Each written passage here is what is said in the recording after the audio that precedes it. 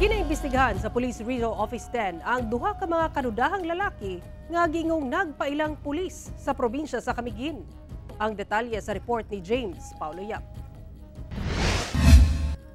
Naglusad karon og investigasyon ang Camiguin Provincial Police Office human nga nag-viral ang social media post sa usa ka netizen kung nasa makita ang duha ka mga lalaking sakay sa motorsiklo nga gabalik-balik sa lugar kung nasa nagpahigayon og house to house campaign ang usa ka political group. Sumala sa uploader sa maong post, gipara kuno sa mga political volunteers ang maong mga lalaki ug nagpaila kuno nga miyembro sa PNP ang duha. Apan dihang gipangayuan kini og ID.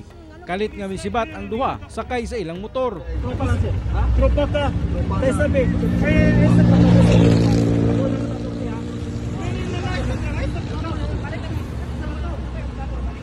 Unsa ka trabaho ka government ba ka? Unsa imong trabaho? Iningon na kung PNP ka? Iningon sa kasi PNP ka? Patut sa kampo karon. Kwanta ka, blatter ka. Pagkahuman da yun, iningon na siya nga balikan kuno kunya.